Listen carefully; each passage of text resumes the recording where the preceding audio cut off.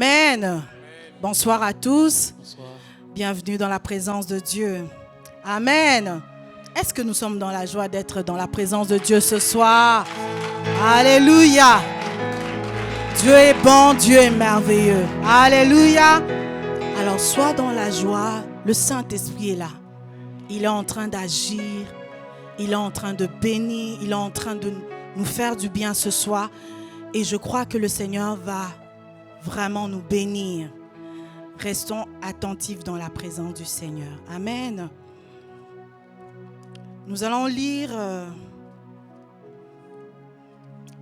deux textes que je vais donner, deux textes de base. Nous allons lire dans Éphésiens 6, 18 et Luc 18, 1. Dans Éphésiens 6, 18, Luc 18, 1.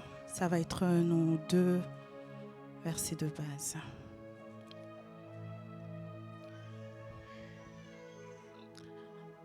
On va lire Éphésiens 6, 18. Faites en tout temps par l'Esprit toutes sortes de prières et de supplications. Veillez à cela avec une entière persévérance et priez pour tous les saints. Luc 18, 1.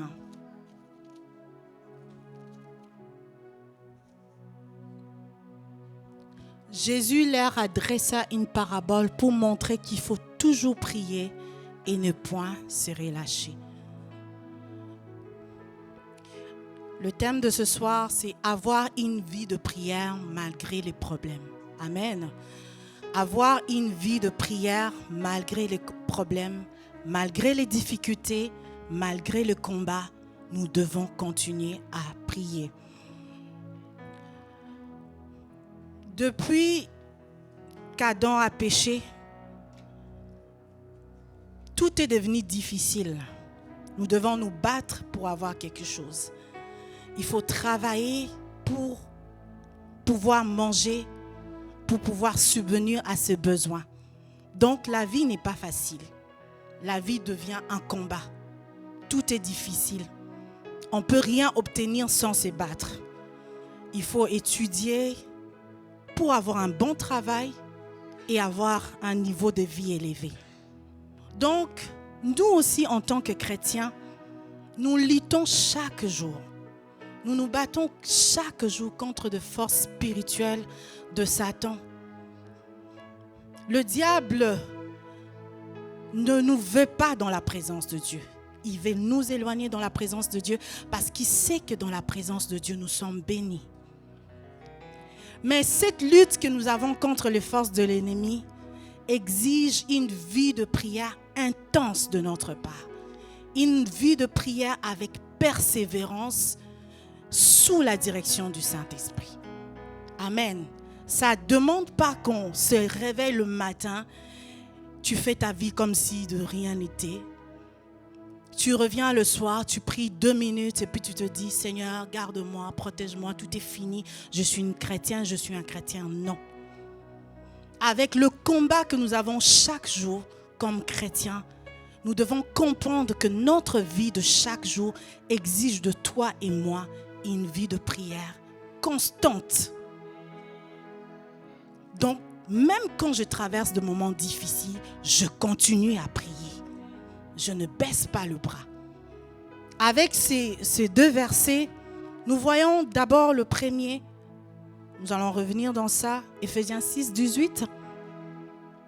Si la sœur peut nous projeter encore. Faites en tout temps, par l'Esprit, toutes sortes de prières et de supplications. Veillez à cela avec une entière persévérance et priez pour tous les saints. Donc on nous parle en tout temps et on nous parle avec persévérance. Donc chaque chrétien doit avoir une vie de prière constante et pas seulement pour une période, mais à tout moment.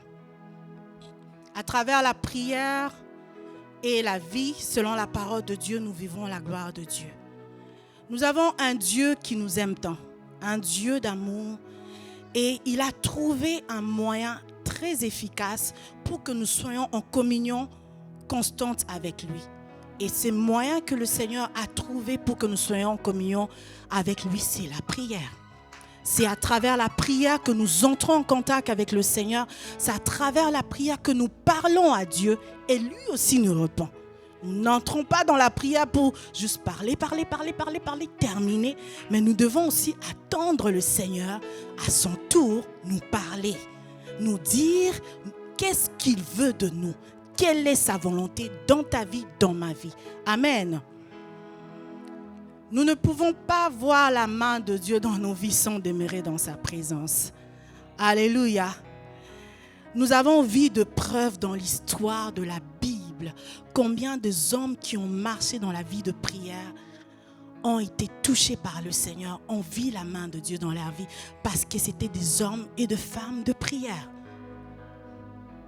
J'ai écrit dans mon texte, la prière est le seul moyen qui nous permet d'entrer facilement en communication avec le Dieu créateur sans aucune interférence possible. Dieu a établi un système de communication afin de permettre à son peuple de ne pas se sentir seul. Dieu ne veut pas que tu désespères malgré les réalités de ce monde. Il est là pour toi et pour ta famille. La prière marche, il faut l'essayer dès aujourd'hui. Alléluia! Il faut l'essayer dès aujourd'hui. Si tu commençais à te lasser un peu, aujourd'hui je te dis, la prière marche. La prière fonctionne. La prière change de situation. Alléluia! J'ai observé quelque chose chez nous, les chrétiens. Je l'ai observé pendant un temps. La plupart d'entre nous, nous sommes le premier à se plaindre. Lorsque nous avons des problèmes, nous avons des difficultés, nous sommes le premier à nous plaindre. On s'est dit, depuis que je commençais à prier, il n'y a rien qui marche. Depuis que je commence à prier pour mon mariage, je n'obtiens toujours pas le mariage. Depuis que je commence à prier pour telle situation, le Seigneur n'agit toujours pas. Mais j'ai essayé de voir la vie de plusieurs dans mon expérience chrétienne. Je me rends compte que la plupart qui parlent beaucoup, j'ai prié, je ne vois pas la main de Dieu, n'ont jamais prié. Ils viennent prier seulement à l'église, mais ils n'ont pas une vie de prière personnelle à la maison avec le Seigneur. C'est les mêmes personnes qui disent « Oh, je suis fatigué, pasteur, je suis fatigué depuis que je commençais à prier pour ma vie, pour mes enfants. » Je ne vois pas la main de Dieu. La personne prie 2 minutes de temps en temps. Lorsque ça lui tente ou quand les choses ne fonctionnent pas. C'est là que la personne vient pleurer 2 minutes. Seigneur, interviens s'il te plaît. Et la personne sort vite pour regagner, faire ce qui lui plaît. Mais la plupart viennent prier seulement à l'église. Lorsqu'on prie le jeudi, c'est là que tu pries quelque temps et puis tu t'arrêtes. Quand tu rentres à la maison, pendant toute la semaine, tu ne pries pas. Tu pries de prière micro-ondes, de prière de 2 minutes, de 5 minutes. Et tout d'un coup, tu veux voir la main de Dieu. Christ demande à ses disciples de prier sans se relâcher. Donc, cela nous montre qu'il y aura des moments de difficulté, qu'il y aura des situations qui peuvent nous pousser à abandonner, mais on ne doit pas abandonner, on doit persévérer, on doit continuer à prier, malgré les difficultés, malgré les situations difficiles.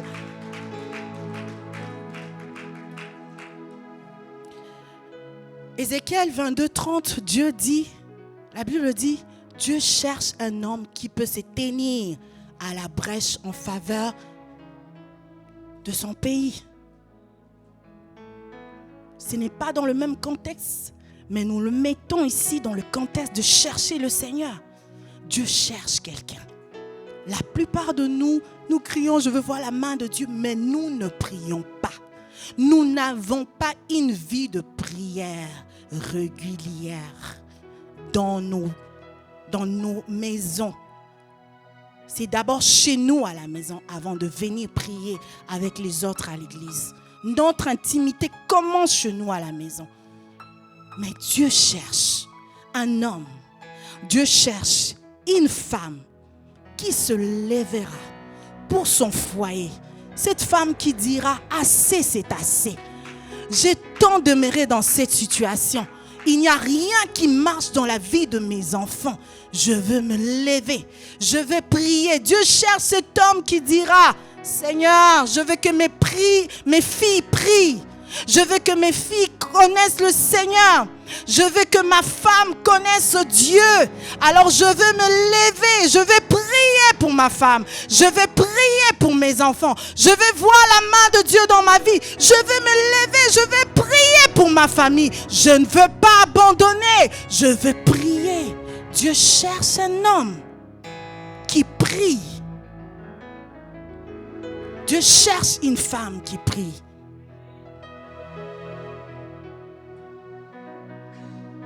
Dieu n'est pas compliqué. Notre Dieu, il n'est pas compliqué. Il n'est pas difficile non plus, mais il travaille avec des principes. Si tu veux recevoir, tu dois demander. Si tu ne demandes pas, il n'y aura rien. Et tu dois demander en son nom avec persévérance, sans se lasser, pour voir la main de Dieu. Alléluia. Donc Dieu travaille avec ces principes-là. Tu ne peux rien recevoir de la main de Dieu si tu ne pries.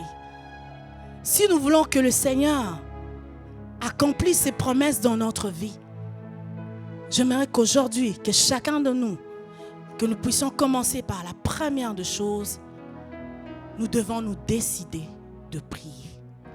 C'est le premier point que j'ai souligné. Je décide de prier. Donc moi, personnellement, moi, Aimée, je prends la décision de commencer à prier.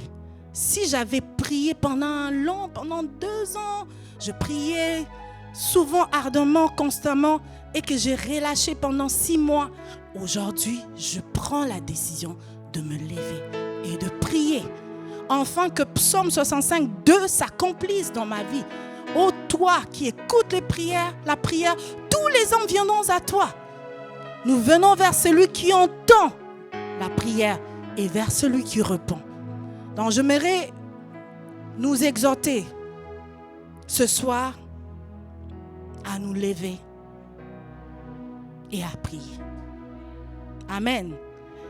Et par rapport à ces premiers points, je vais juste appuyer ce premier point avec Jean 16, 24, la partie 24, la partie B.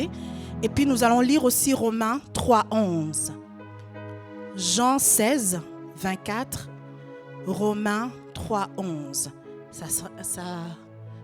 Jusqu'à présent, vous n'avez rien demandé en mon nom. Demandez et vous recevrez, afin que votre joie soit parfaite. Donc jusque-là, tu n'as pas encore prié. Jusque-là, tu n'as encore rien demandé à Dieu. Alors le Seigneur te demande de demander en son nom. Et c'est là que tu recevras de la main du Seigneur. Et ainsi, ta joie sera parfaite. Tu seras comblé. Tu recevras ce que tu as demandé à l'Éternel. Des fois, nous voulons être joyeux, nous voulons être comblés dans un domaine précis de notre vie, mais nous ne demandons rien à Dieu. La première des choses, c'est de nous lever et de demander à Dieu dans la prière. Romains 3, 11. La Bible dit, nul n'est intelligent, nul ne cherche Dieu, tous sont égarés, tous sont pervertis. Personne n'est intelligent, personne ne cherche Dieu. Donc lorsqu'on ne cherche pas Dieu, c'est-à-dire qu'on n'est pas intelligent, c'est-à-dire qu'on n'a pas encore compris. Alléluia. On n'a pas encore compris lorsqu'on ne cherche pas Dieu. Nous devons être des hommes et des femmes qui cherchent l'Éternel. Et on ne cherche pas Dieu en restant assis. On ne cherche pas Dieu en dormant, en ronflant. On ne cherche pas Dieu en mangeant tout le temps. On cherche Dieu dans la prière. Décidons-nous aujourd'hui, prenons cette décision de nous lever et d'être des hommes et des femmes de prière, d'être des hommes et de femmes qui restent dans la présence de Dieu, qui cherchent Dieu. Ne soyons pas des insensés. Soyons des hommes et de femmes intelligents qui cherchent le Seigneur jour et nuit pour leur vie, pour leur famille. C'est ainsi que notre joie sera parfaite, car le Seigneur exaucera notre prière et nous donnera ce que notre cœur désire. Alléluia. La deuxième de choses, le deuxième point, je dois me rendre disponible pour la prière. Alléluia. Dieu nous appelle à réfléchir sur notre emploi du temps. Je m'excuse. Notre emploi du temps est tellement rempli de choses. Mais nous oublions que la prière nous décompresse. La prière enlève le stress. En tout cas, moi, personnellement, je peux être tellement débordée, avoir des problèmes dans ma tête. Je sens que je n'arrive plus. Mais quand je pars prier, je pleure devant le Seigneur. J'exprime à Dieu, je lui montre mon cœur, je lui montre ma douleur. Quand je sors de ma chambre, je sens le Saint-Esprit vient mettre la paix dans mon cœur. Même si ces problèmes étaient comment? Même si ces problèmes me dérangeaient comment? Vous croyez que lorsque nous venons ici, nous n'avons pas de problèmes? Lorsqu'on vient servir le Seigneur, on a aussi de problèmes. Nous avons aussi de problèmes, de choses qui nous dérangent. Mais je n'abandonne pas. Même quand je pleure, je viens servir le Seigneur et je continue à prier. J'aimerais dire à chacun de nous qu'il est plus sage que nous sachions comment gérer notre temps afin d'avoir toujours de bons moments avec le Seigneur. Car c'est à travers la prière que le Seigneur nous restaure, que le Seigneur nous bénit, que le Seigneur nous fait du bien. La planification est un moyen plus efficace si nous voulons avoir le temps de prière organisé avec Dieu. Donc, vu qu'il y a des gens qui ont des emplois du temps difficiles, tu travailles, tu peux t'organiser de telle façon à avoir toujours ton temps avec ton Dieu. Le travail ne doit pas t'empêcher de servir le Seigneur, ni de prier. Souvent, nous sommes le premier. Nous sommes le premier à chercher le Seigneur. Lorsque tu n'avais pas ce travail-là, tu passais 6 heures du temps dans la présence de Dieu. Lorsque tu n'avais pas ce mariage-là, tu pouvais gêner pendant 24 jours de suite. Seigneur, donne-moi le mariage. Seigneur, je veux. Seigneur, donne-moi ceci. Mais lorsque tu obtiens le mariage, je n'ai pas le temps. Je dois sortir avec mon mari. On doit aller au chalet. On doit passer la fin de semaine à tel endroit. Donc tout est devenu difficile. Tu as oublié les 24 jours de jeûne que tu faisais. Même quand le pasteur te demandait d'arrêter, tu ne voulais pas arrêter. Là, tu priais constamment. Mais maintenant que tu as obtenu cette femme, cet homme que tu cherchais, au lieu de toujours revenir vers celui qui t'a donné cet homme, cette femme, parce que c'est lui qui t'aidera à le garder, non, toi tu t'éloignes de la personne qui doit protéger ses mariages, de la personne qui doit protéger ton travail ou qui doit protéger l'enfant qui t'a donné. C'est vraiment insensé de notre part. Très insensé de notre part.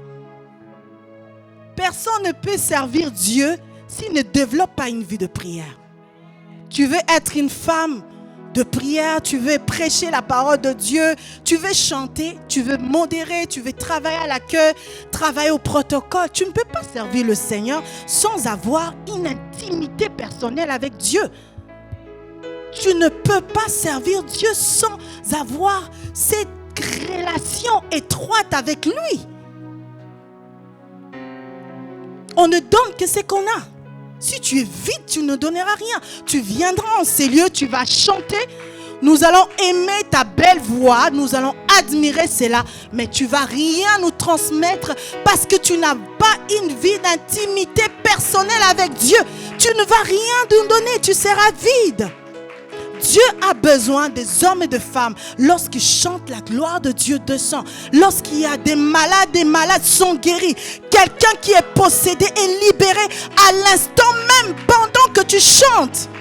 Nous ne devons pas attendre seulement le moment de la prédication, de prière que le pasteur nous impose la main pour recevoir quelque chose de la part du Seigneur. Même à l'accueil, lorsque tu reçois quelqu'un à la porte, déjà la salutation peut être une bénédiction pour une sœur. Dans ta joie, dans ta façon de recevoir, tu peux transmettre la joie à une sœur qui était triste. Mais nous devons avoir une relation avec le Seigneur. Tu ne peux pas venir servir le Seigneur sans avoir une relation avec lui. C'est impossible. Là, tu travailles pour toi-même ou pour les apparences. Mais Dieu regarde le fond du cœur. La vie de prière est une obligation. C'est une obligation pour tout chrétien. Tu ne peux pas dire être un chrétien, mais ne pas avoir une vie de prière. J'ai écrit « Une relation est forte lorsque la communication est forte ». En 15 ans de mariage, moi et mon mari, on communique tout le temps. Tout le temps, je peux être au travail, il est au travail, on s'appelle. Et quand je suis à la maison, je ne sais même pas combien de temps il m'appelle. Il m'appelle souvent. Et c'est comme ça qu'on garde contact. Même s'il va rester longtemps à l'extérieur, mais je connais qu'est-ce qu'il a fait dans la journée. Il sait aussi qu'est-ce que je fais dans la journée. Il sait qu'il y a telle chose avec les enfants, telle chose. Même s'il rentre, je dors déjà, mais il connaît déjà ma journée. Et lorsqu'on est, par exemple, dans le mariage, on ne peut pas vivre avec un homme, on ne se communique pas. Tu viens, bonjour. Bonjour chérie. C'est quelle relation ça? C'est quelle relation? Si on dit aimer la personne, on aimera toujours être tout le temps avec cette personne-là. On aimerait tout le temps partager quelque chose avec la personne. Donc j'aimerais toujours être en relation, en contact avec mon mari, être à côté de lui, lui parler. Ah, tu sais, qu'est-ce qui s'est passé? Il s'est passé telle chose, telle autre chose. Mais on ne peut pas dire aimer Dieu si on ne développe pas une intimité avec le Seigneur. Et cette intimité se développe dans la prière. Ça serait faux de notre part dire que moi j'aime le Seigneur. Là même quand tu dis, tu fermes les yeux. J'aime Dieu, le Dieu de ma vie, le Dieu de ma famille, tu l'aimes. Examinons nos vies. Est-ce que nous aimons réellement le Seigneur? La personne qui aime Dieu, c'est une personne qui vit selon la parole de Dieu et qui demeure dans sa présence.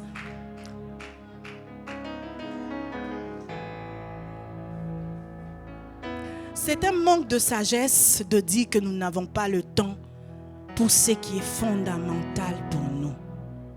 C'est vraiment un manque de sagesse. Nous ne pouvons pas nous permettre de ne pas prier. Car c'est Dieu qui t'a donné le travail que tu as. C'est Dieu qui t'a donné le mari que tu as, la femme que tu as, les enfants que tu as. Tout ce que tu as, c'est Dieu qui te l'a donné, même le souffle de vie. Donc, le jour où le Seigneur va décider, bon, telle personne, je retire son souffle de vie, mon souffle de vie en cette personne, c'est fini. Tu ne vivras plus, je ne vivrai plus.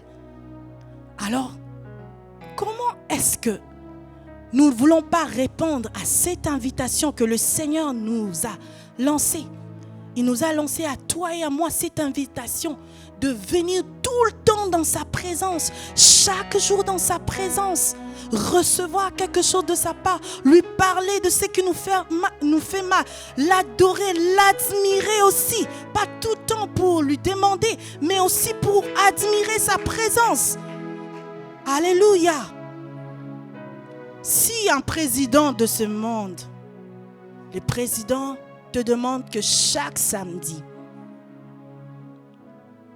frère Claude, chaque samedi, tu dois toujours te présenter à 7 heures du matin au bureau du président, plutôt du Premier ministre.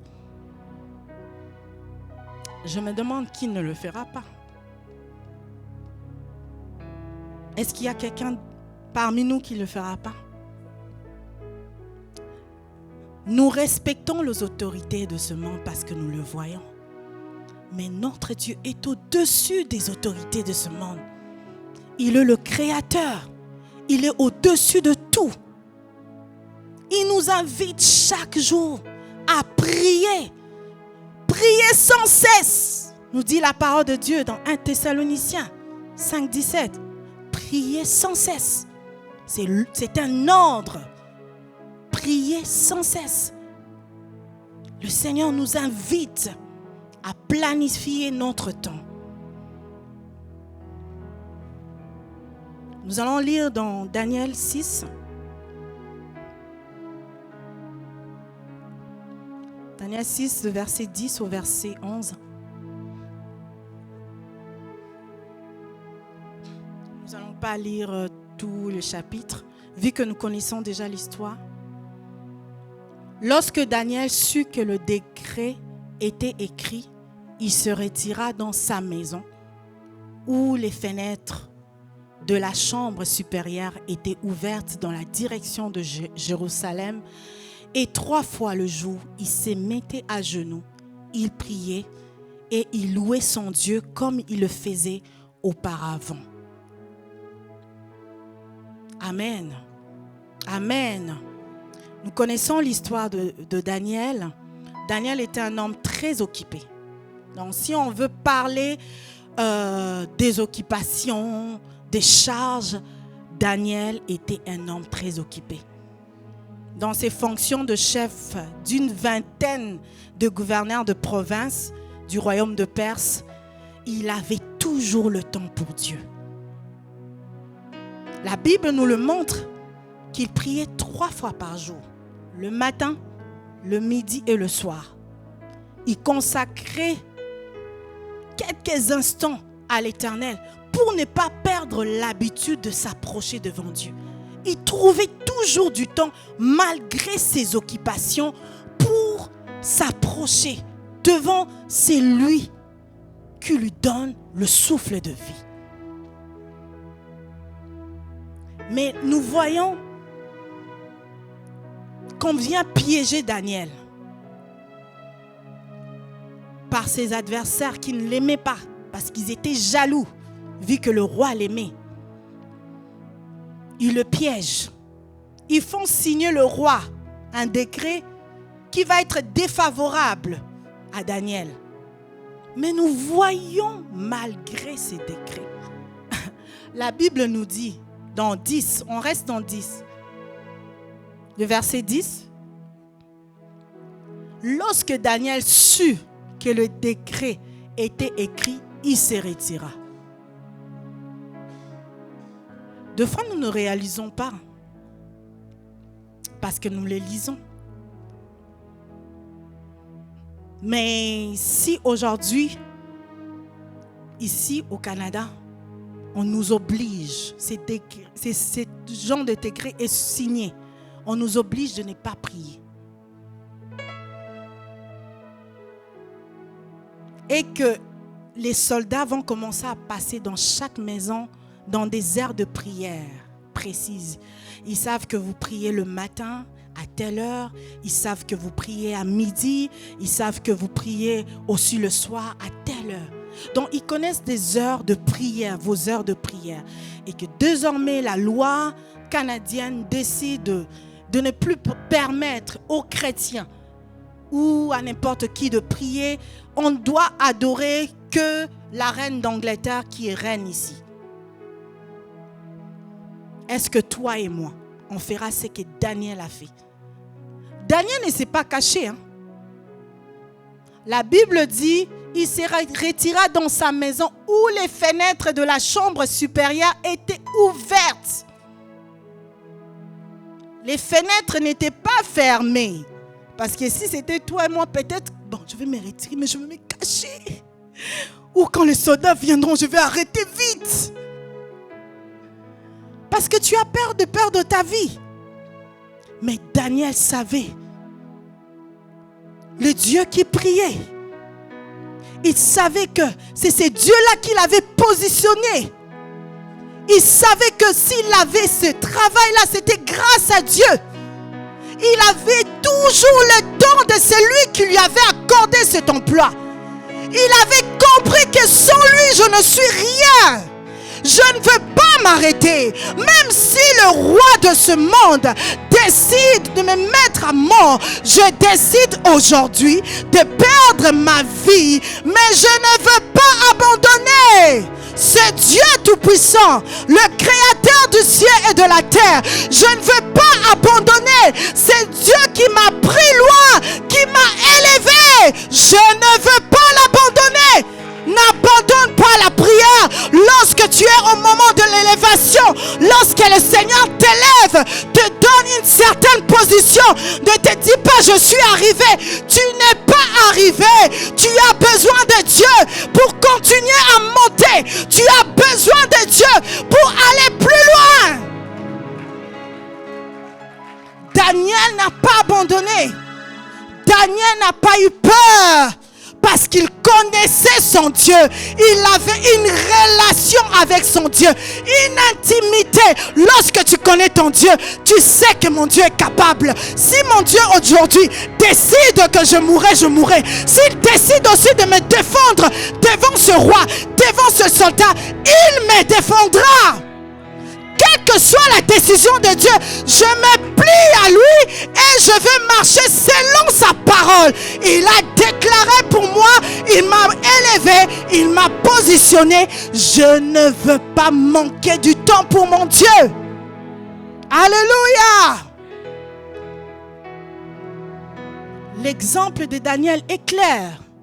L'exemple de Daniel est clair pour toutes les personnes qui brandissent le travail. Je travaille ceci, je travaille cela, je suis maman de 3. Je travaille, je suis tout le temps à l'église. Comment est-ce que je m'organise? Je suis femme, je fais à manger. Le frère Gabriel vient souvent chez moi. Il y a toujours à manger. Ma maison est toujours propre. Il y a toujours à manger. Comment est-ce que je m'organise? J'ai compris que si je prends le temps d'écouter les gens qui parlent ceci, c'est là, je n'ai pas le temps. À mon mari, à mes enfants, à mon travail, ils n'ont pas encore compris. Comme j'ai dit, c'est un manque de sagesse. C'est un manque de sagesse. Manque de sagesse. Nul n'est intelligent, nul ne cherche Dieu. C'est un manque de sagesse. Lorsqu'on oublie ce qui est fondamental pour notre vie. Daniel, malgré les degrés, il s'est agenouillé. Les décrets s'est signé, mais il s'est retiré dans sa maison. Les fenêtres ouvertes dans la direction de Jérusalem. Et 3 fois les jours, il se mettait à genoux. Il priait. Et il louait son Dieu. Alléluia. Notre travail, notre mariage, nos enfants ne doivent pas, tout cela ne doit pas nous empêcher d'avoir une vie d'intimité avec le Seigneur. Alléluia. Si tu as la femme que tu as, si tu as le mari que tu as, si tu as les enfants que tu as, le travail que tu as, c'est Dieu qui te l'a accordé. C'est Dieu qui t'a donné cela. Mais si tu viens prendre ta femme, tu le mets en premier. C'est Dieu qui veille sur le mariage. On ne te demande pas de ne plus avoir le temps pour tes enfants ni pour ta famille. Mais comme j'ai dit, on doit se rendre disponible et planifier son temps pour ne jamais manquer un temps pour notre Seigneur. On ne peut pas manquer ce temps-là avec notre Dieu.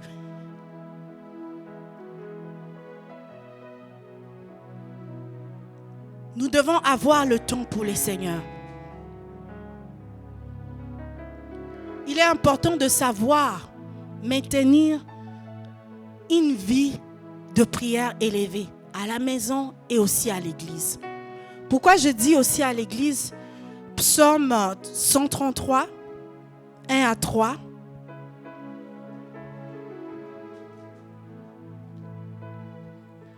Cantique de degré de David. Voici, ô qu'il est agréable, qu'il est doux pour deux frères de demeurer ensemble.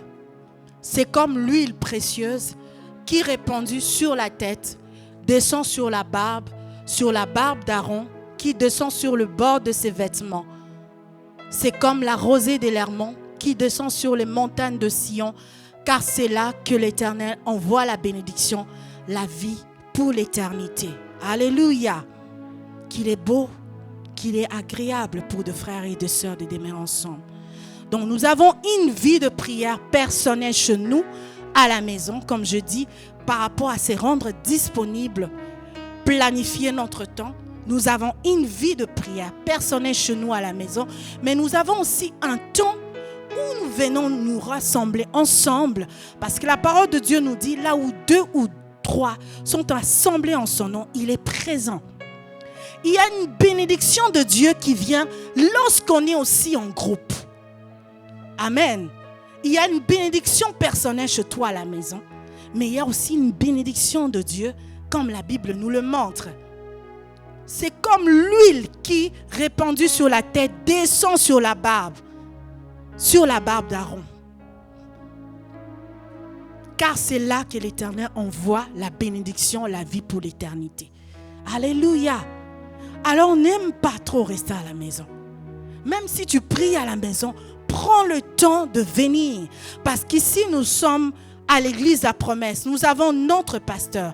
Et l'onction de notre pasteur nous couvre. Dieu nous bénit aussi par rapport à l'autorité qu'il a établie en ces lieux. Alléluia. Alors, à chaque fois que nous nous rassemblons à ces lieux, il y a une autre bénédiction spéciale. Le Seigneur nous arrose chaque fois que nous nous rassemblons. Ne te dis pas que tu viens ici en vain. Si tu es là le mardi, tu es là le jeudi, le dimanche, ne te décourage pas. Même s'il y a d'autres qui ont sélectionné de jours pour venir, toi persévère. Car lorsque tu pries chez toi et que tu viens encore ici recevoir quelque chose de la main de Dieu, tu verras la gloire de Dieu. Alléluia. Tu verras de résultats. Il y aura de résultats dans ta vie. Le troisième point,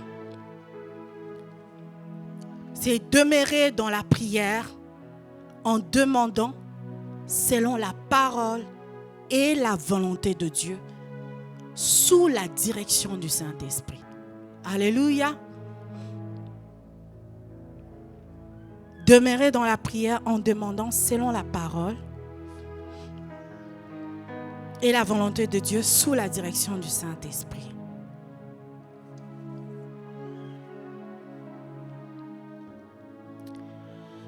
J'ai écrit, Dieu veut qu'on demeure dans sa présence. Nous devons aimer sa présence, rester constamment dans sa présence. Et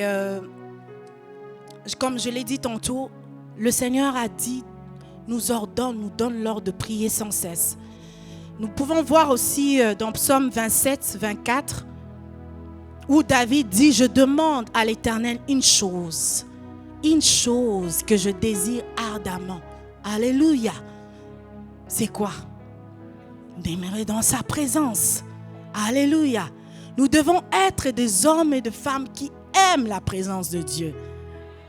Nous devons aimer cela. Il ne faut pas juste venir dans la présence de Dieu parce que tu veux seulement recevoir quelque chose de sa part. Je viens prier parce que je vais demander à Dieu de guérir ma femme, de guérir ma fille. Je viens donc... Là, c'est vraiment une relation à profit. Si tu as un ami, votre amitié, lui, il ne fait que demander. Lui, il ne fait rien pour toi. Ton ami n'a même pas le temps de t'admirer ou de te complimenter. Mais toi, tu fais tout pour lui. On va dire que cette relation est déséquilibrée. Ce n'est pas une relation vraie. D'un côté. Alors nous ne devons pas nous approcher devant le Seigneur juste pour demander. Nous devons aimer la présence de Dieu. Nous devons aimer, admirer le Seigneur. Rester dans sa présence, commencer à lui dire, Seigneur, je t'aime. Seigneur, je t'aime parce que tu m'as fait du bien. Je t'aime pas parce que c'est moi qui t'ai aimé le premier, mais parce que c'est toi qui m'as aimé le premier. Je t'aime parce que chaque jour qui passe, tu me démontres ton amour dans ma vie, dans ma famille. Tu commences à réaliser le bienfait de Dieu dans ta vie. Et tu l'élèves pour ce qu'il a fait pour toi, pour ce qu'il est pour toi. Alléluia. Nous devons aimer la présence de Dieu. Nous devons demeurer dans la présence de Dieu. Mais nous ne devons pas seulement prier comme ça, sans une direction. Nous devons nous laisser conduire par le Saint-Esprit. Le Saint-Esprit, le Paraclet, le Saint-Esprit, c'est lui qui nous guide. La Bible nous dit de marcher selon l'Esprit et nous n'accomplirons pas les œuvres de la chair. Donc nous avons besoin de la direction du Saint-Esprit. Nous avons besoin que le Saint-Esprit nous oriente lorsque nous prions. Et c'est lui qui va nous diriger à prier selon la parole de Dieu. On ne peut pas prier vaguement. Tu ne peux pas prier juste pour prier. Mais tu dois te baser de la Bible, la parole de Dieu, pour formuler ta prière. Alléluia. Donc, nous devons être aussi des hommes et des femmes qui lisent la parole de Dieu. Nous voyons l'importance de la connaissance de la parole de Dieu.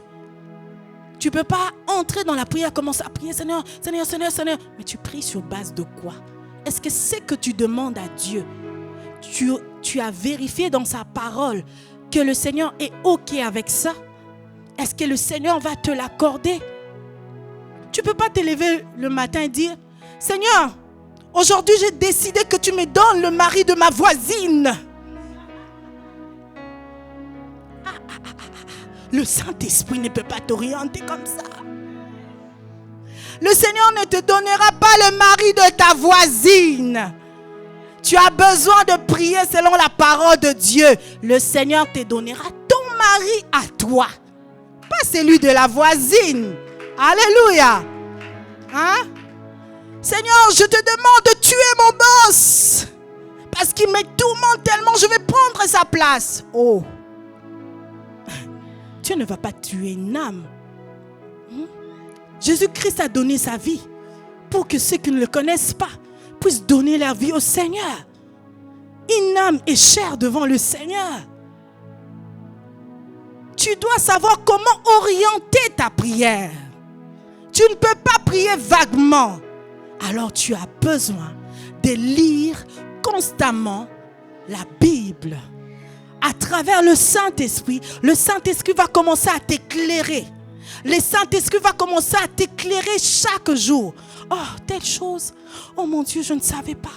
Je ne savais pas qu'il fallait faire ceci. Tu découvres, tu comprends le Dieu avec qui tu parles chaque jour. Tu apprends à les connaître. Et quand tu entres dans sa présence, tu l'aimes encore plus. Car tu connais qui il est pour toi. Qu'est-ce qu'il cherche tous les jours pour ta vie. Nous devons prier sous la direction du Saint-Esprit et selon la parole de Dieu. Alléluia. Quand tu lis la parole de Dieu, tu comprendras que Dieu a un plan merveilleux pour toi. Dieu a un plan merveilleux pour toi. Dans Jérémie 29, 11, la Bible nous montre que Dieu connaît le projet qu'il a formé pour moi et toi.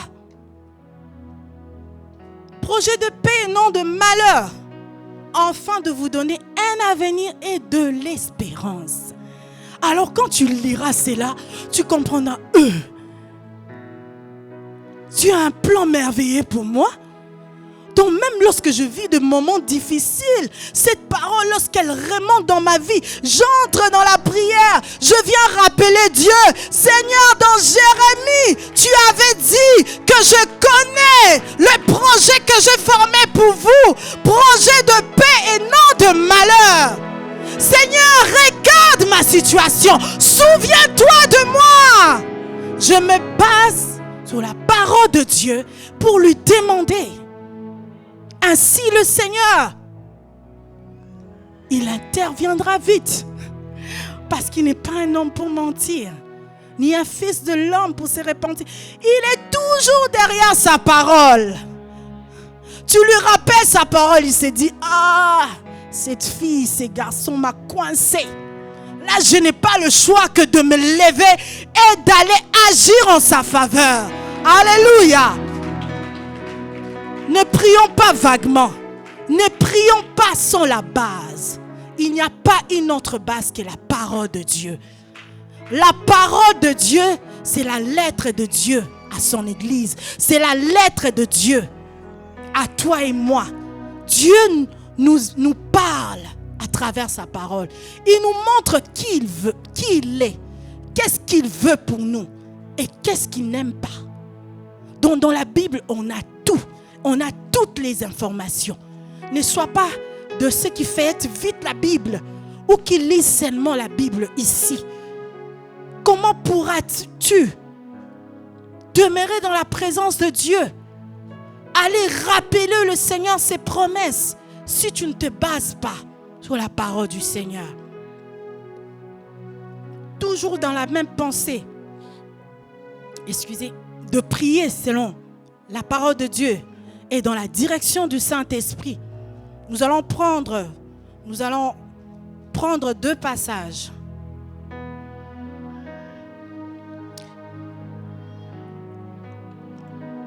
Je vais prendre le point, c'est aussi prier au nom de Jésus.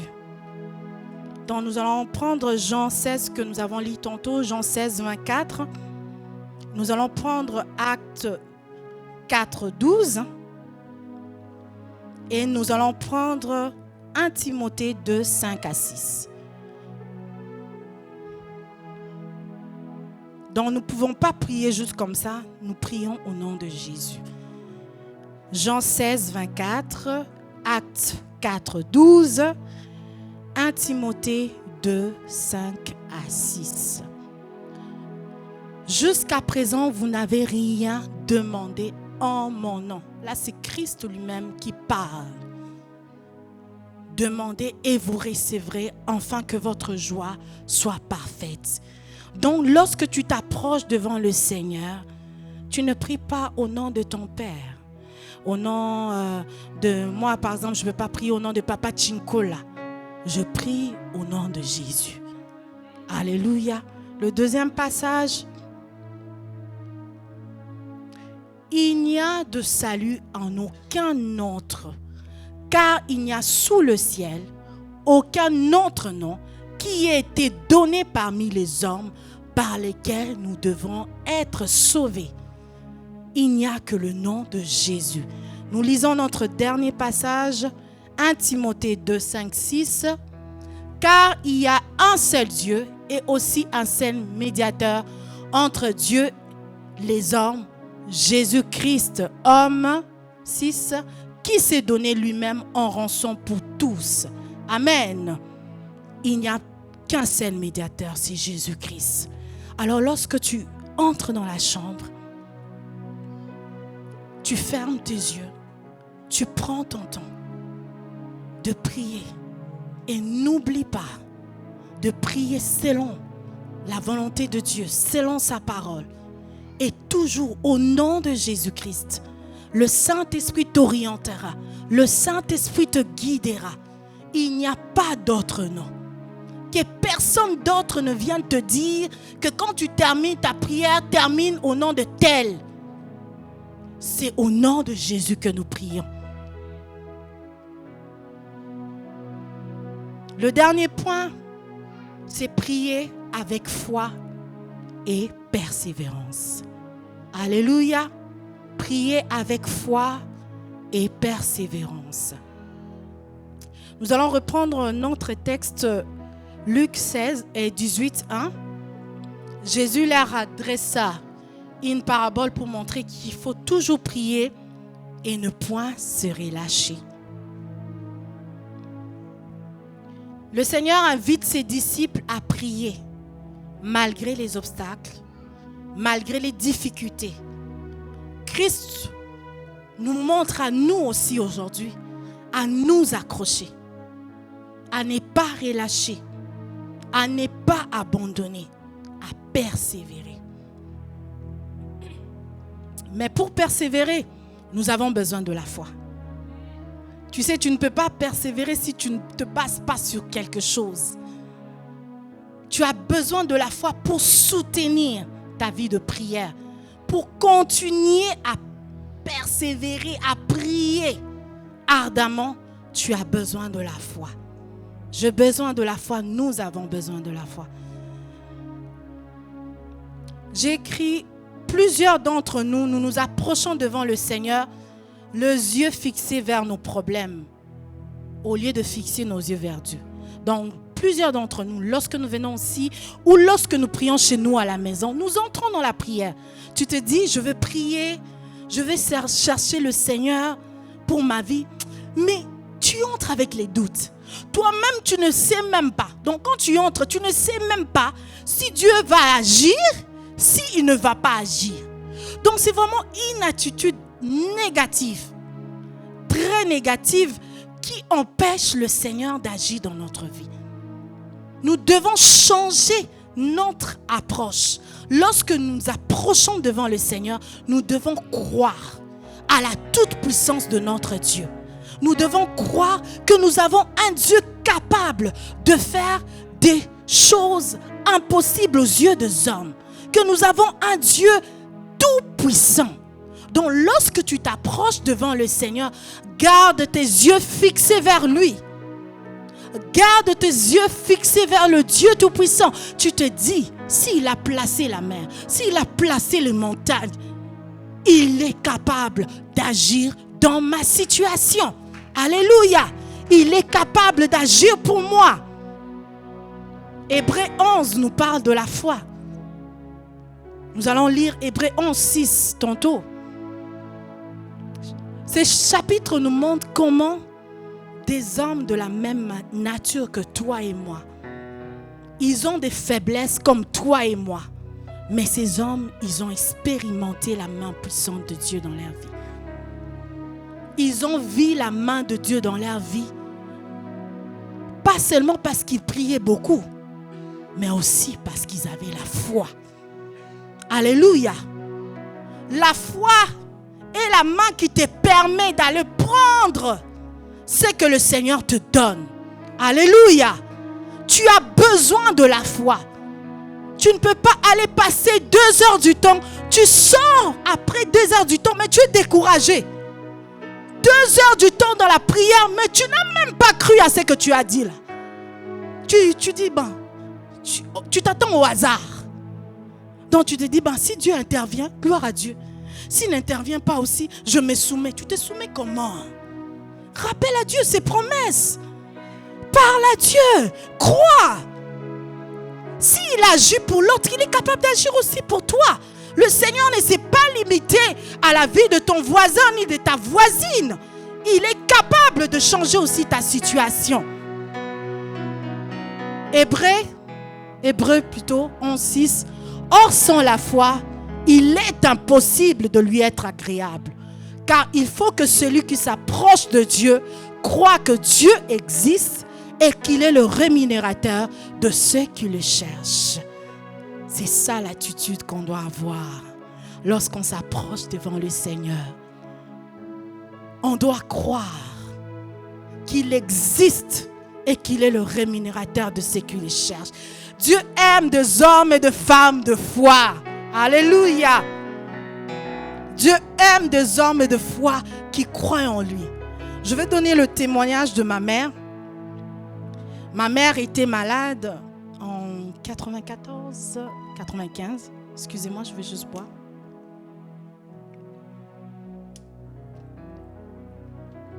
Elle était malade, très malade. On était encore au pays, j'étais trop jeune. Et ils sont allés avec papa à l'hôpital. Et là, le médecin a diagnostiqué que ma mère souffrait du cancer. Alors, ils ont demandé à mes parents d'aller à Brazzaville pour les traitements. Donc, chez nous, au pays, en ce moment-là, ils ne pouvaient pas le traiter par rapport à son cas. Donc, ça demandait quand même vraiment un suivi précis par rapport à son cas. Et mes parents ont commencé à faire régulièrement de voyages. Ils allaient à Brazzaville pour le soin de ma mère qui souffrait du cancer. Ma mère avait maigri. Quand je dis maigri, je ne vois personne ici dans cette salle qui avait sa taille. Elle qui est forte, mais elle était devenue comme ça. Mais malgré cela, ce qui est vraiment surprenant et ce qui me surprend toujours dans la vie de ma mère, c'est une femme de foi. C'est une femme de foi. Ma mère disait toujours que Dieu m'a dit que je ne mourrais pas. Dieu m'a dit que je ne mourrais pas.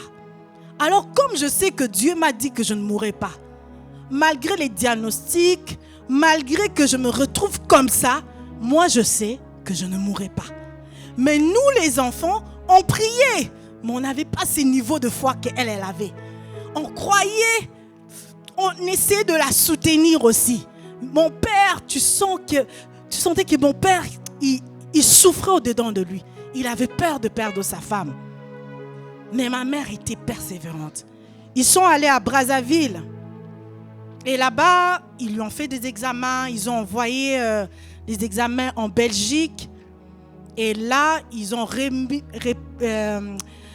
la Belgique a retourné le résultat à Brazzaville. Et on leur a demandé, là-bas à Brazzaville, de voyager. Donc, il y avait le moyen pour ma mère de voyager pour aller en Belgique pour suivre le traitement. Le médecin avait fait de papiers, tout était OK pour que ma mère voyage pour la Belgique, pour ses traitements. Et mes parents sont retournés au Congo. Là, ma mère, elle avait un groupe de femmes avec qui elle priait. Elles ont commencé à prier ensemble et le Seigneur a dit que Dieu a une mission pour notre famille et que ma mère ne voyagera pas pour la Belgique. Elle n'ira pas en Belgique car Dieu va la guérir au Congo. Dieu seul va la guérir. Mais le Seigneur a dit que toi et ta famille, vous avez une mission. Je vais vous envoyer loin de ces pays. Vous irez loin. C'est là que vous irez me servir. Je ne te permettrai pas de voyager à cause de la maladie. Mais je te permettrai, toi et ta famille, de voyager pour aller me servir. Ça, c'était le message que Dieu avait donné. Quelque temps après, moi, j'ai reçu le message de la part du Seigneur qui disait qu'on va voyager, qu'on viendra au Canada. En ce moment-là, je ne connaissais même pas le Canada. En ce moment-là, au Congo, je pense que le Canada, on ne le connaissait pas. On connaissait la Belgique, la France, vraiment le pays d'Europe, ou peut-être les États-Unis, mais le Canada, non. Et moi-même, tu prophétises, mais tu te demandes c'est encore quoi le Canada? Tu te demandes toi-même c'est quoi le Canada? Mais Dieu nous avait promis en 93, 94 qu'on viendra dans ces pays.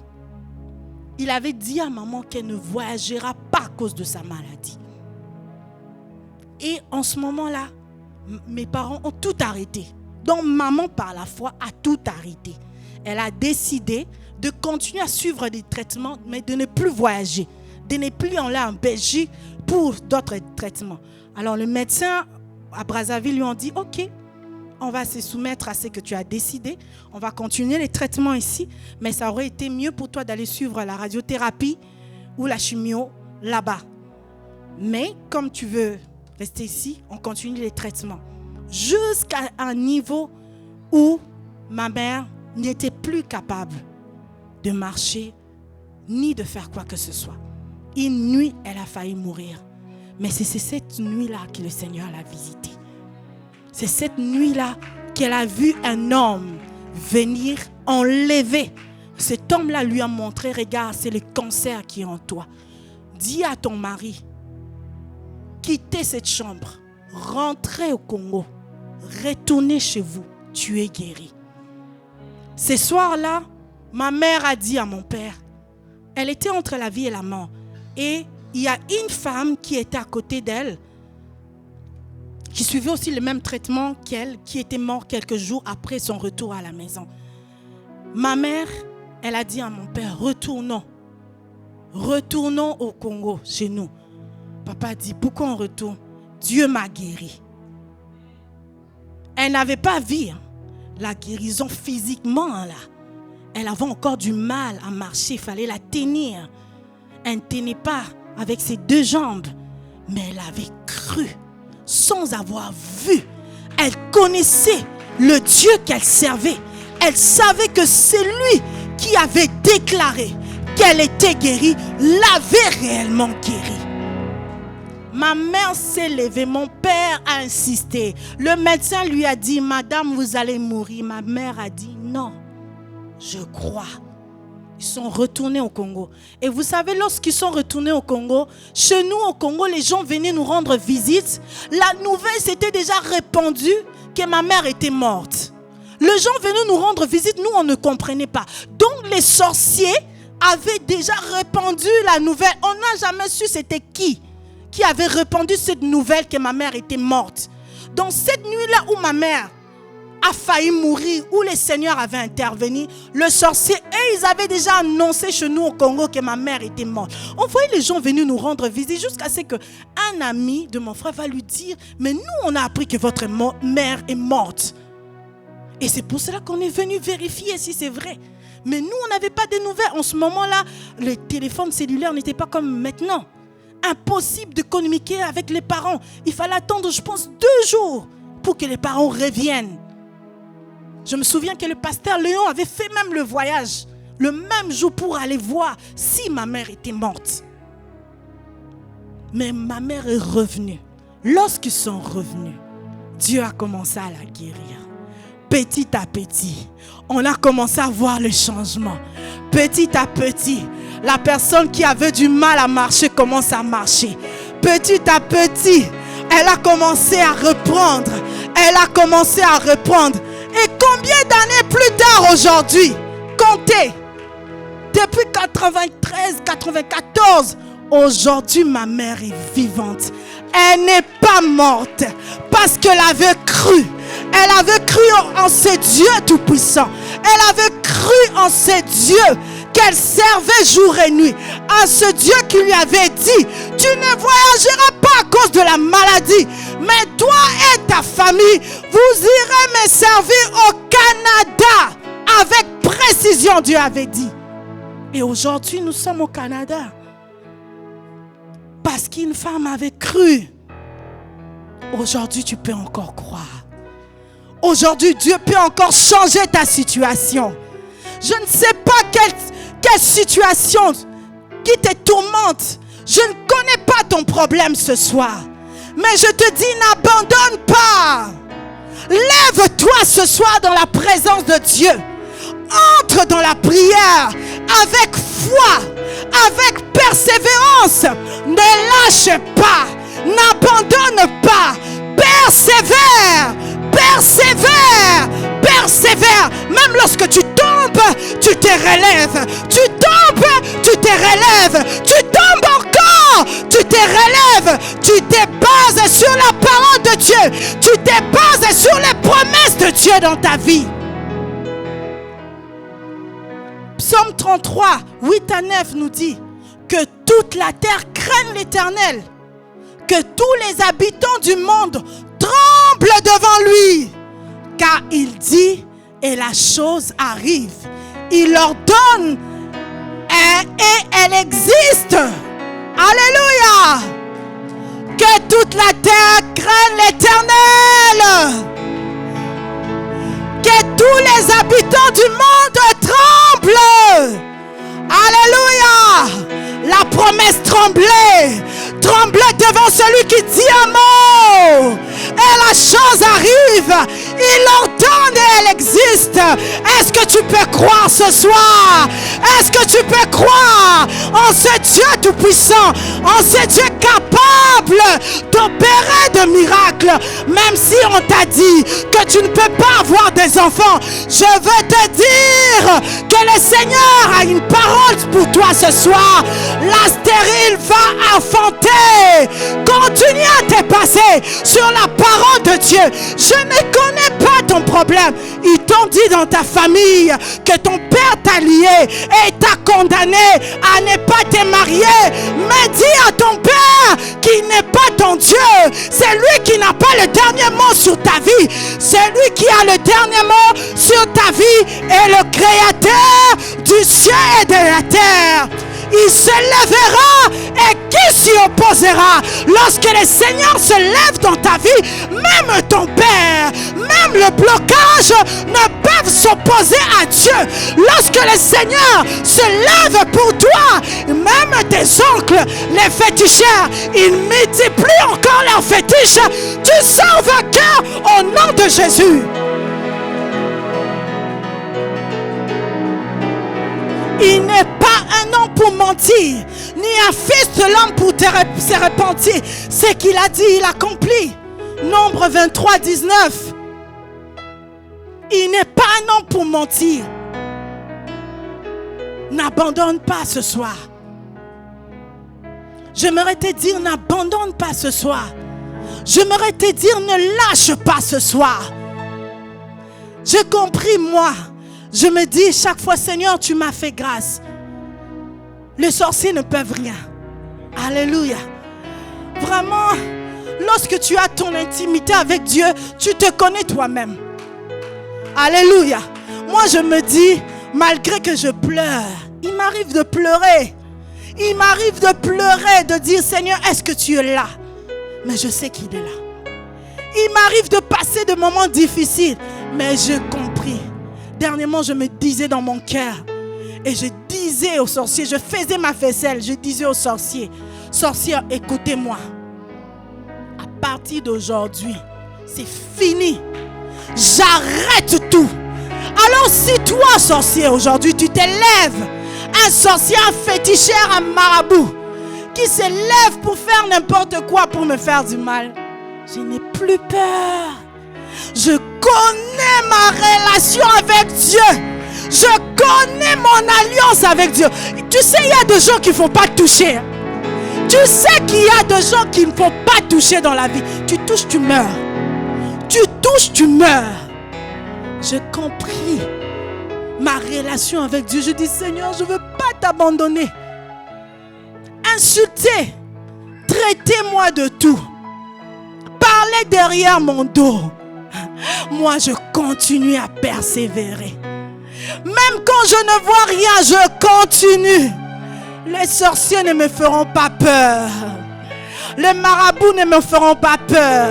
Mettez vos gris-gris, je vais passer. Je ne tomberai pas. Parce que je connais celui que je sers. Quand j'entre dans ma chambre, tu n'es pas avec moi. Quand je lui parle, tu ne m'es pas avec moi. J'ai créé une relation avec lui. Une relation d'intimité. Je sais comment je lui parle. Et je sais comment il me parle. Je sais comment il me rassure. Je connais le Dieu de mon enfance qui m'a pris depuis le bas âge. Je n'ai pas mené une vie comme tout le monde. J'ai mené ma vie dans la prière. Et ce Dieu de mon alliance ne m'abandonnera jamais. Je connais mon Dieu. Est-ce qu'aujourd'hui tu connais ton Dieu? As-tu une vie d'intimité avec le Seigneur? As-tu une relation personnelle avec Dieu?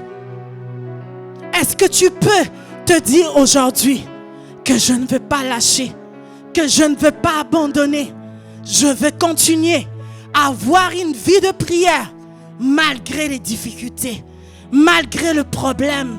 Seras-tu ici le mardi, le jeudi, le dimanche? Ou bien tu vas rester à la maison pour pleurer? Ma soeur, mon frère, tu peux rester à la maison. Pleurer 30 jours, tu ne verras rien. c'est lorsque tu te lèves. On a dit au début que Dieu travaille avec le principe. Tu demandes, tu reçois. Tu ne demandes rien, tu pleures, tu ne reçois rien. C'est dans la prière que tu vas secouer le Seigneur. Je vais conclure en disant que j'exhorte chacun de nous à prier. Prier avec foi et avec persévérance dans le nom de Jésus. C'est dans la volonté de Dieu de nous exaucer. Nous prions car nous savons que Dieu va nous exaucer. Dieu lui-même nous invite à s'approcher de lui. Dieu est accessible à nous. C'est une grâce parce que dans la nouvelle alliance, Christ nous a réconciliés avec Dieu et nous a donné ces privilèges de communiquer directement avec Dieu. Lui-même, il s'est fait sacrifice, il s'est donné et nous a donné l'accès d'entrer dans le lieu très saint. Mais nous négligeons ces privilèges. Quel privilège d'être dans la présence du Seigneur. Si nous pouvons croire que c'est un privilège d'être dans la présence d'un premier ministre de ce monde, mais quel est ce privilège d'être dans la présence de Dieu?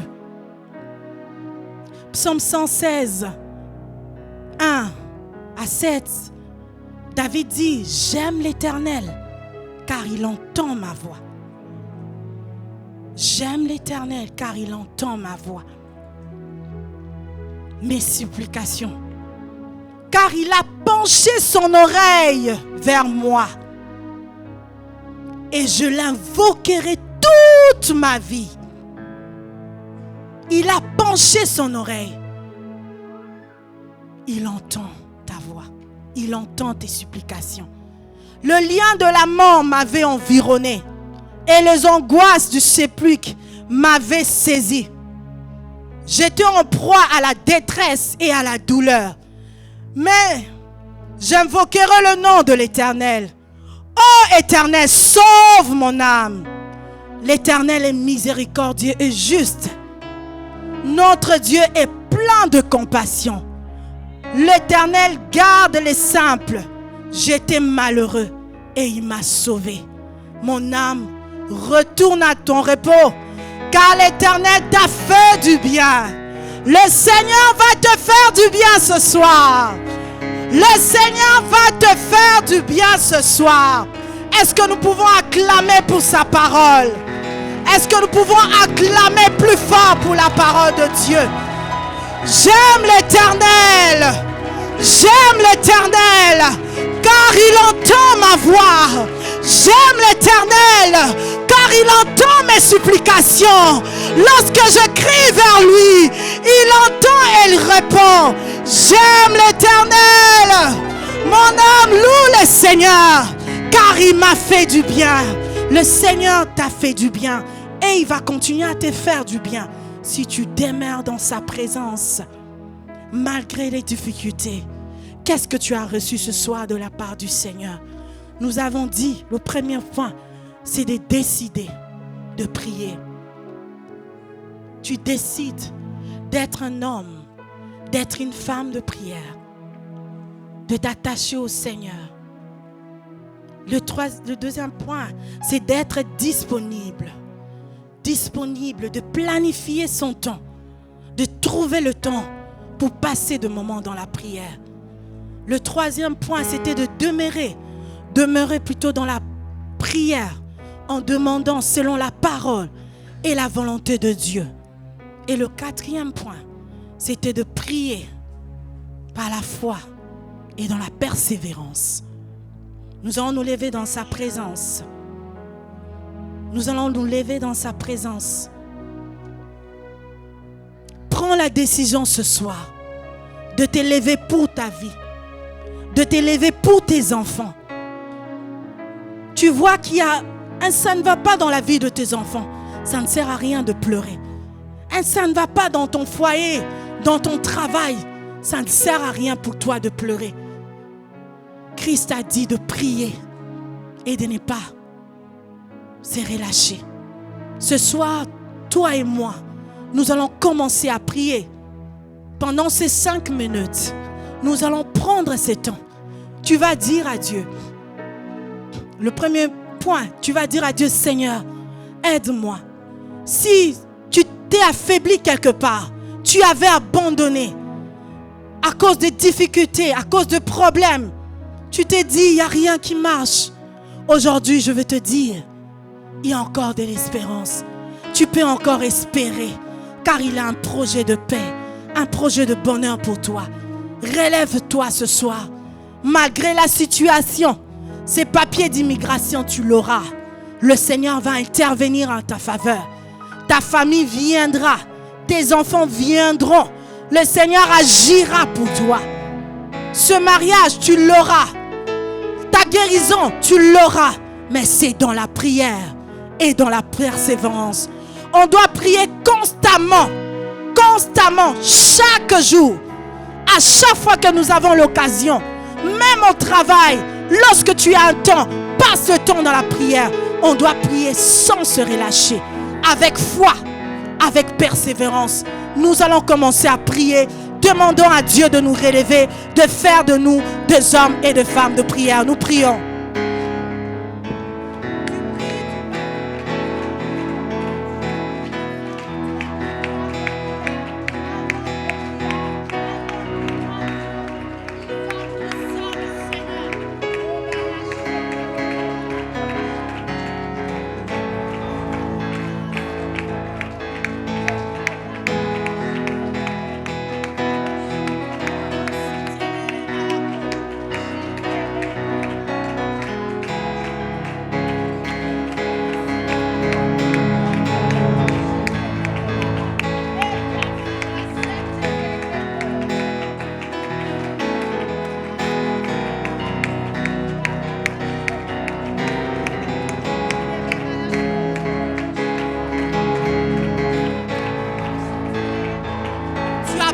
D'être un homme de prière, un mari qui protège sa femme et ses enfants, un mari qui prie pour sa femme, un mari qui prie pour ses enfants, un mari responsable, un chef de famille qui protège sa famille spirituellement.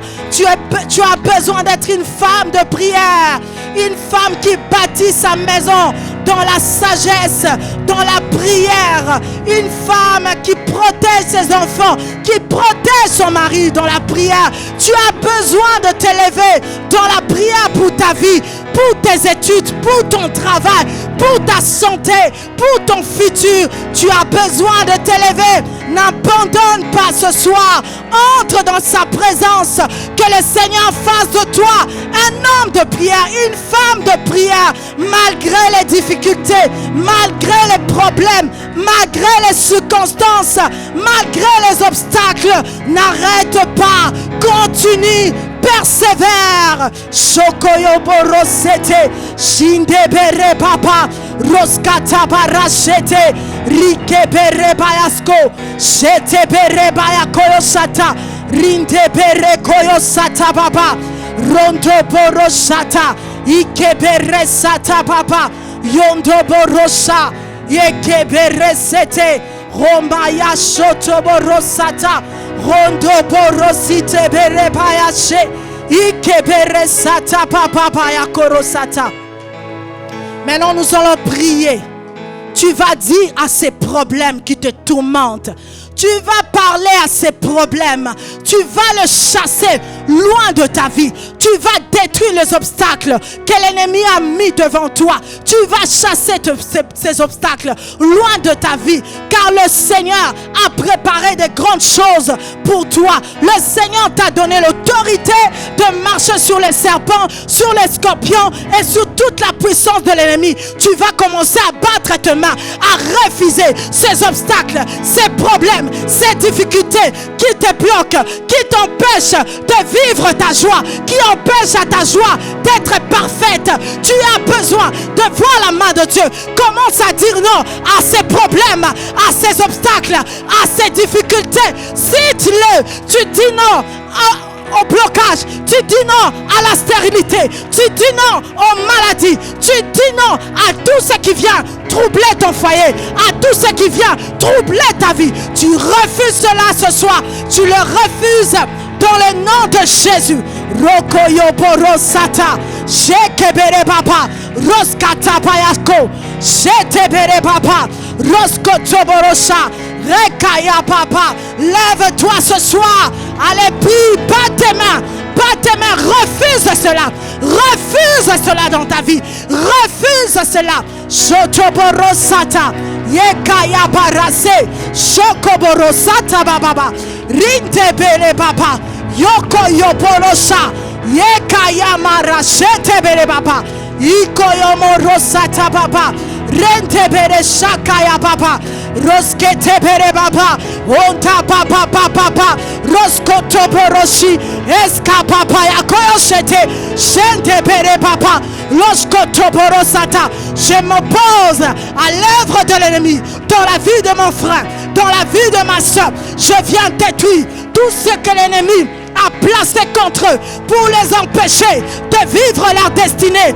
Maladie, blocage, échec, je les détruis ce soir dans le nom de Jésus. Je les paralyse ce soir dans le nom de Jésus.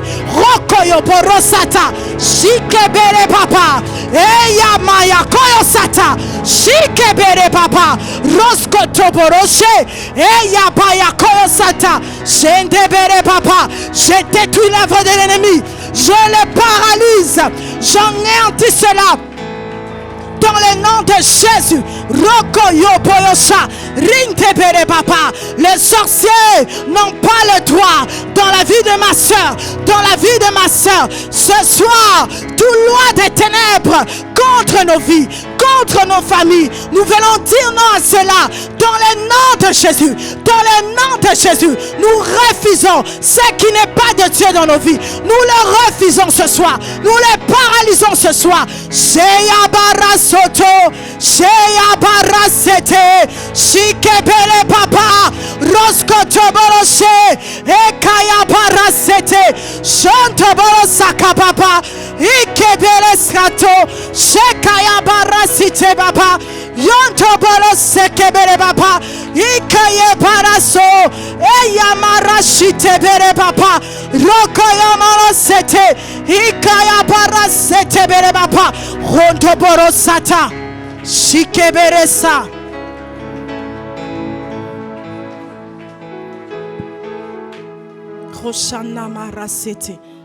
Seigneur, nous bénissons ton Saint-Nom pour ces instants. Merci pour ta parole.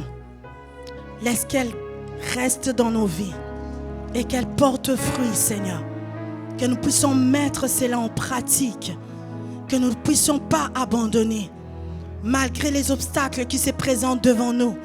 Apprends-nous à être des hommes et des femmes de prière. À être disponibles pour toi. À avoir du temps avec toi. À garder la foi. À persévérer. À demeurer dans ta présence. Seigneur, protège chacun de nous.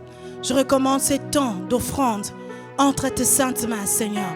Je te prie, Seigneur, de bénir toute personne qui aura à donner, Seigneur, pour l'avancement de ton œuvre, Seigneur Dieu. Bénis-nous. Bénis ces offrandes et bénis le retour de chaque personne entre tes saintes mains. Nous te disons merci, Seigneur Jésus. Amen. Est-ce que nous pouvons acclamer pour notre roi? Nous allons passer au temps des offrandes.